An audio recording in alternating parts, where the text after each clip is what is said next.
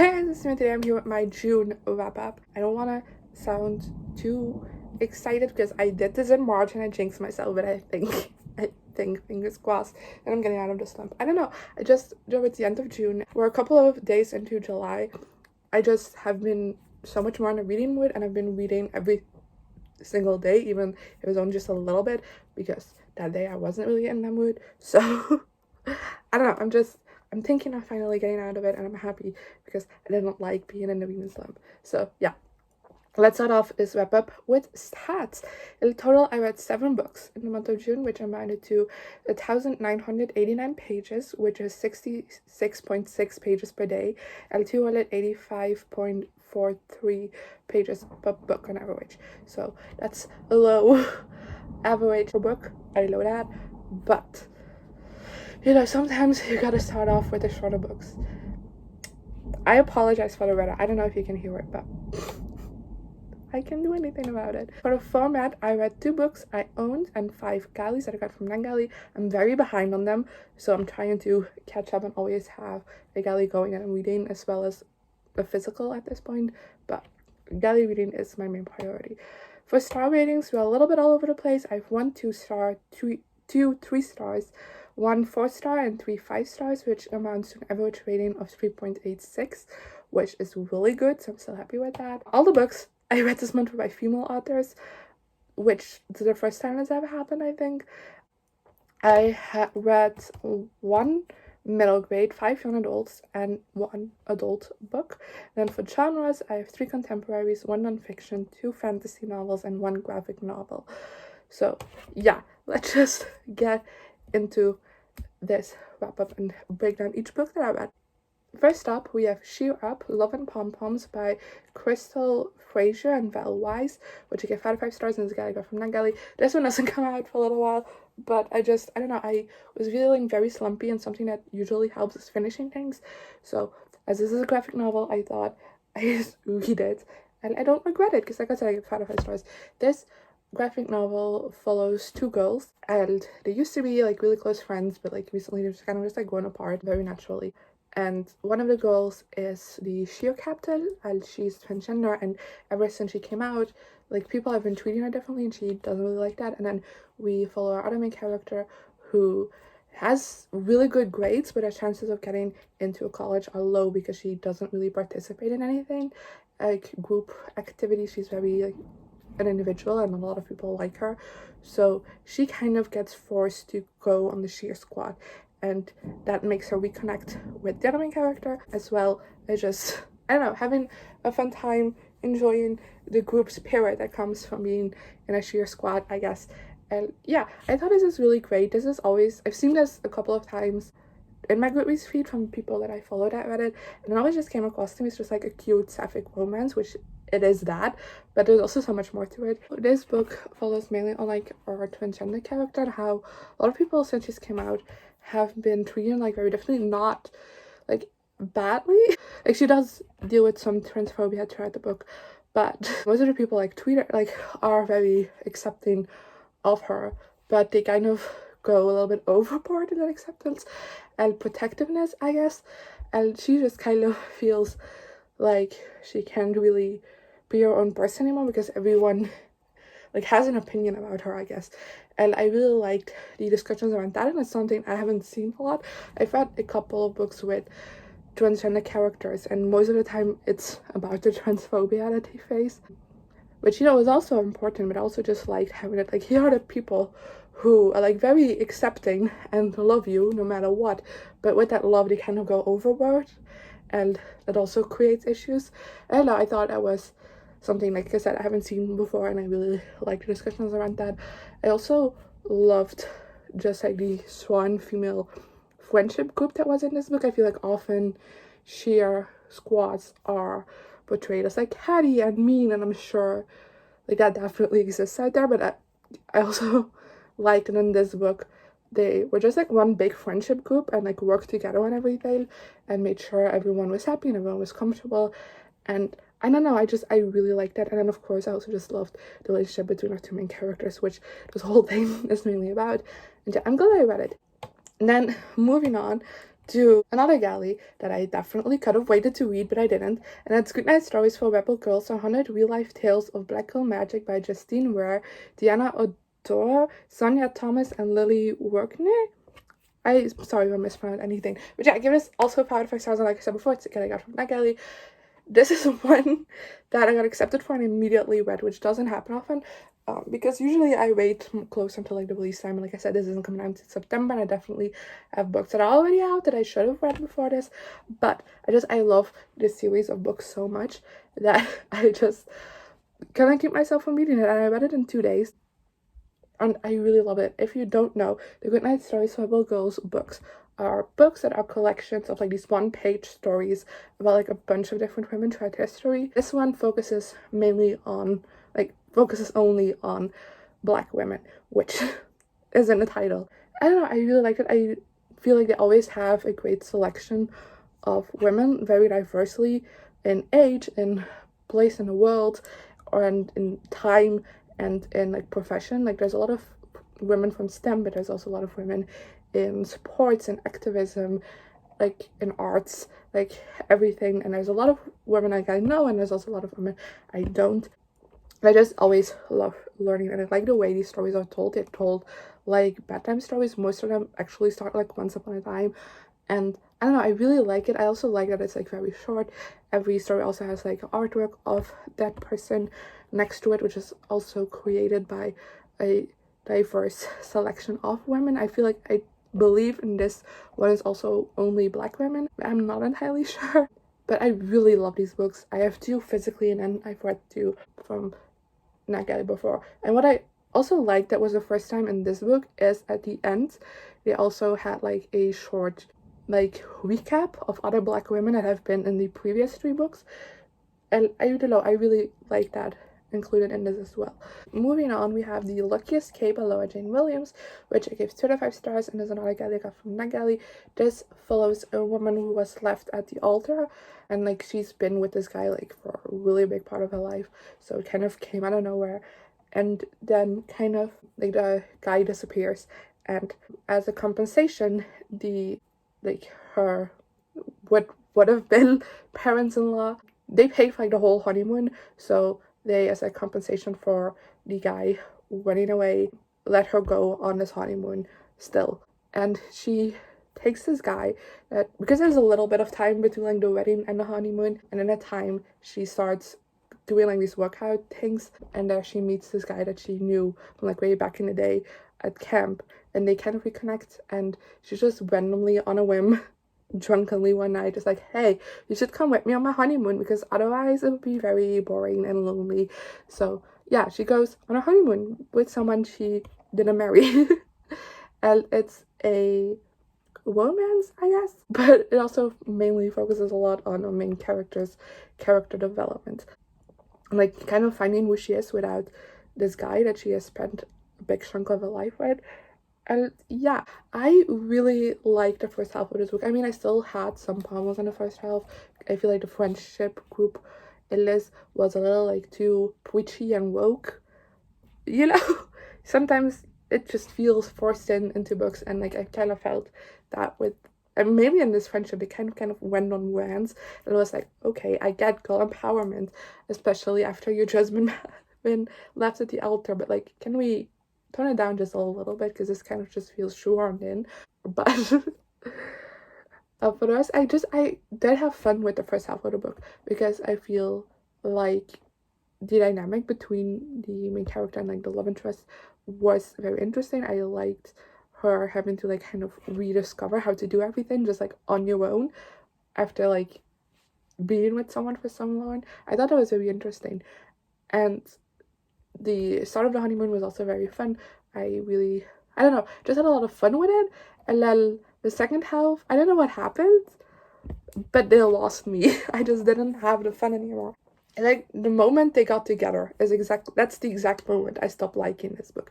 And I don't know why, I just feel like the chemistry disappeared. We all of a sudden just like glossed over the second half of the honeymoon. I was like, oh no, we're having so much fun. I really liked seeing like the scenes and everything, and the atmosphere was very great. I got like a great sense of like where they were, what it looked like, even though I've never been to Australia because the honeymoon is in Australia.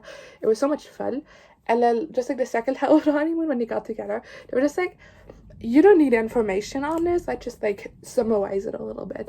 And I don't know, I know I didn't really like that. And then there was also just like a conflict in like the second half of like towards the ending of the book that I thought was very hypocritical of the main character in a way. And I don't know. I started to have more problems with it. I mean, they were the same problems I had in the first half, but in the first half I was having a lot of fun, while in the second half I wasn't. So, yeah. I ended up giving it a 2 out of 5 stars because I feel like that was the fair mid-ground between my experience with the 2 different halves of the book. Then, moving on, we have The Life and Deaths of Frankie D by Colleen Nelson, which I give 2 out of 5 stars. It is all I got from Nagari that's been out, so whoops. But this book follows our main character, Frankie, who one day she just like found in an alley with like no memory of her life past that. I think she was 10 years old around that age when she was found. So she's been going from foster home to foster home, and now she is with someone who's great, but she still doesn't remember anything. But she's starting to get dreams of like this circus in the 1920s, I believe it takes place. I'm not sure anymore, the 1820s, I don't remember when it takes place, but it's like from hundreds years ago. And she has like the skin condition, and in the circus there's also this girl who has the same skin condition as she has, and it's like very, very rare. And then actually one day she sees like this people from this dream in real life, and she's kind of just like confused about what's happening. And yeah. I don't really want to say more about the synopsis because I feel like it will go into spoiler territory. Basically, I loved the sections that were set in the past. I love it so much. I thought the atmosphere was great. I loved the character. I always feel like when it comes to circus books, especially ones that are like true to what it was like back in the day, where it's like freaks, I like the discussions about them because I feel like often, like this book also mentions, it's like at that time this was the only place where, as someone considered a freak, like as a disabled person, you were often the only place where you were accepted in a way, a place where you could make money, where you could have friends, even fall in love with other people that are like you, but like you aren't treated well. So it's a difficult situation. I really always love the discussions about that, about people knowing like this is the best place that we have to offer, like the world has to offer for us right now, but also it's not good and we deserve better. And I don't know, I always really loved that, and I feel like this book did that really well, and just like the atmosphere of it was very great. I really liked the girl, I guess, who's also who coincidentally has the same name as our main character in modern day times. But I don't know, I had so much, I really loved following that storyline. I feel like if this book was just like that, I might have really loved this book, but I really hated Frankie modern day time. I really hated her character. She irked me in so many ways. She was like the definition of not like other girls.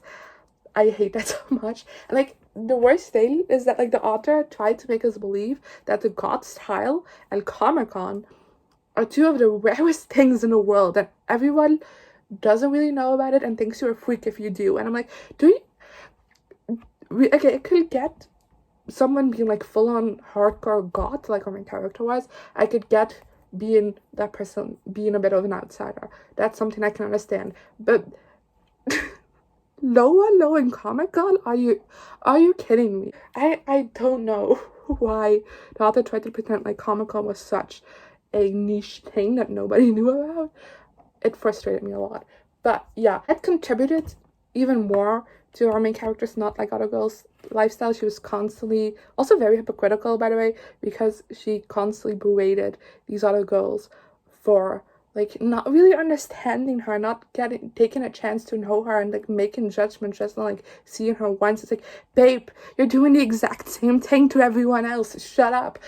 So yeah, that annoyed me a lot. And I don't know, I feel like eventually this does venture into like a fantasy realm, and I feel like how the fantasy aspects were dealt with I didn't really like, and just like the conclusion to everything, just I don't know, I didn't really like how it was done. So yeah, 2 stars. Then we're moving on to my first physical book of this wrap up. You've been waiting for it. It's Sky Beyond the Storm by Sabaa, which I gave 4 out of 5 stars. I finally finished it. I started this in April. I just finished this towards the end of June. I apologize, but the slump has been real, and there was like a section in the slump where I just like tried reading this book and it just wasn't computing. So it was a rough ride, and I do want to say that going into this review is that I read this over a 3-month period, so parts of why I didn't connect with this book as much as the other books in the series, because it's the last book in the Nemruniasha series, might have been contributed towards the fact that I read this over such a long period of time. But Nemruniasha, the first book in the series, follows 2 main characters. One is a scholar, one is a marshal, and the marshal have kind of been suppressing the scholars over like several years. And we follow Leia, who is a scholar, and her brother is a part of like the rebellion, and he gets caught. So the marshals come to get him, and in that process they murder her grandparents and like capture her brother, but like she is able to escape, and she actually goes to the rebellion and it's like, hey, it's your fault, my brother is in prison, so help me get him out. And the rebellion is like, sure, but you gotta do something for us in return. And she is sent to the school of like the marshals, where their super soldiers called masks are trained, and she is sent there to go undercover as a slave and like learn things for the rebellion. Let me follow Elias, who is at the school and training to be one of the masks. He is from like the super important family in this world of the masks, and he just doesn't want to be one. Like, he hates it, so he has decided to desert on the graduation evening, because there's like so much going on at that point that like they won't notice him going, well, otherwise they will, and they will kill him. So he has it very carefully planned out, except things don't go as planned, as a couple of days before the graduation, the Augurs come with, or like future tellers, and they're like, hey, the emperor is about to die and he doesn't have the cellal, so we are gonna pick some candidates from the people in the school. Why? I don't know. And they are gonna have to go through these trials, and the winner of them will be the next emperor. And Elias is put into these trials, so he has to go through with them, and he's kind of stuck at this place. So yeah, he's stuck, and they meet, stuff happened. This is the 4th book. Shit got wild, and yeah, I really like this book. I think this is a great conclusion to the series. I feel like it wrapped up everything nicely in a great way. I love the place that these characters ended up, but I also had problems with it. Usually, like, this was my favorite series of all time. I don't know if I can say that still because of how I felt about this book. That's mainly because I always am so invested in these books. I'm so attached to the characters. I fly through them, even if they're like a little bit slower paced. I fly through them because I love it so much. I'm like so immersed into everything. And I didn't have that while reading this book. This is where I say, this could be me just reading this over 3 months. But this could also be the book. I don't know. So I'm being a little bit mild on that fact, because I really wasn't attached to anything really happening. I know some things happen and I was like, this should make me bawl my eyes out right now, but it's not happening because I just don't feel the same attachment that I did in the previous 3 books.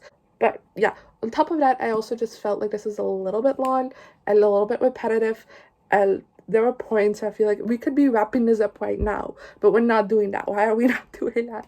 And I felt a little bit frustrated. So yeah, so I had Dr. Star, but overall I still really enjoyed this book. I love this world. I think we did some great like expanding on some of the lore in this book, and I thought that was done really well. I liked the inner conflict some of the characters went through, and like I said before, I really overall like where this left off, how we wrapped up this story and where we left these characters. I think it was great.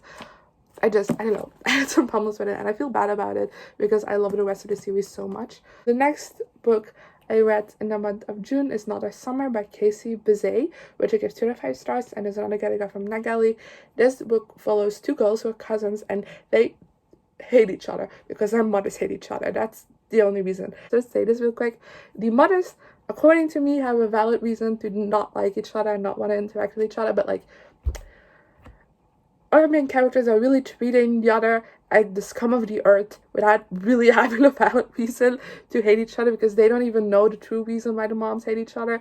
So, you know, yeah, but they don't like each other, and their grandfather has recently passed away, and he had agoraphobia, so he didn't really go out much, and as a part of his will, he like gave his stuff to his children and grandchildren, but it's like, hey, as a condition, you two, our main characters, are gonna have to do some things that I've always wanted to do, and if you complete all these things, you'll get your inheritance. And I mean, I really liked that setup, but if you want me to believe two characters absolutely despise each other like these two did, give me a valid reason, because I didn't get that. Like I said before, I think the moms have a valid reason to dislike each other. The children just don't at all. And like I said, they don't know exactly why the moms hate each other so much. So I don't know. That irked me so much, and that's why, like, a big part of this book, like especially the first half, I wasn't on board with this at all. Like, the characters annoyed me so much because they were constantly talking about how much they hated each other, but not why. I'm like, explain yourself. If you want to give me a good enemies to friends story, which this is, explain yourselves. I need to be able to get your motivations, you know, to understand your feelings. I need to be able to do that, and I wasn't able to do that at all, and it just was very annoying. I did really like the things that they did that were on like their grandfather's bucket list. I thought those things were very well written, and I don't know. I just thought it was a lot of fun. And in the second half, they start to like each other, and I feel like that was like the flip of a switch, which I didn't necessarily like, but I liked when they got along. I thought they created a great friendship. They talked a lot. They understood each other better. They also started to understand their grandfather better, which I also appreciated, because neither of them really had a close connection to their grandfather, but by doing all of these things, they are starting to understand him a little bit more. And I thought that was really nice. And just in the second half, I started to like have a more fun time reading it, I guess. But it still wasn't great, which is why I ended up giving it 2 out of 5 stars. Let's move on to the last one, which I loved. Spoiler alert. And that's Perfect on Paper by Sophie Gonzales. I give this 5 out of 5 stars. This was amazing. This fellow is a girl named Darcy who, there's like, at their school, there's this locker which you put in a note with like, hey, I need advice on my relationship, and she's the one who like takes them out, answers them, but nobody knows she's doing that. Like, it's a completely anonymous service, so absolutely no one knows that's what she's the one behind it, except her sister. She does know that, but the sister has graduated from the school, so you know, everything's safe. And then one day she goes to collect the letters from the locker, and this guy, I sees her doing it, and it's like, hey, I need your help, because me and my girlfriend broke up a couple of months ago, I think, like about a month ago, and he's like, I want her back, and I can't do that on my own, I need your help. So he hires her to help him get his girlfriend back. And then, of course, he's also like keeping it a secret, so not to worry, because the secret can get out, because Darcy is in love with her best friend and has done a lot of great things through the locker with her, like, to her best friend, and like, she can find out, you know. So yeah, I love this so much. It's so great. I read Only Mostly Devastated by Sophie Gonzales before, and I didn't like it as much, so I was a bit hesitant going into this book, but I heard amazing things about it, so I decided to check it out. And like, the plot, right up my alley. I was not disappointed. I love this so much. I'm definitely picking up more of Sophie Gonzales' books in the future, I think. Only Mostly Devastated was a fluke. This is the way to go, because I loved her writing in this. I laughed so much. I feel like the flow of it all went so well, and there were some great jokes in it that weren't cringy at all, because sometimes I feel like if there's like jokes in the writing, not like in the dialogue or anything, but just like in the writing, I feel like sometimes it can get cringy, and like this doesn't do that. It was so nice, and I laughed so much. We also get some of the letters and the advice throughout this book, and I really liked it. I really liked just like that whole aspect of Darcy's character, where she's like so interested in romance and like the theory behind it and wanting to help people out. And I don't know, I really like that aspect of it. I really loved every single character in this book. I feel like they were very well rounded, and I don't know, I just really liked having them around. I thought it was a lot of fun. Darcy was an amazing character. The guy, an amazing love interest. I loved their banter so much. Also love Darcy's sister a lot. I kind of want a spin-off book following her. I don't know what it would be about. I don't really care what it would be about, but I would love a book following her because she's so much fun. And yeah, I loved it a lot. And I really know how to discuss it much further without spoiling anything, because it's fantastic. It's a lot of fun. I think it's my favorite book of the year so far. I don't know, I haven't been this happy while reading a book in a while. I loved it so much. Those were all the books I read in the month of July. I hope you enjoyed this video, and yeah, let me know in the question below if you've read any of these books, or you thought of yourself, some books you read in the month of June. And guys, I'll see you guys next time. Good. Here I am again, the same old situation. Why does the God thing have to be so complicated?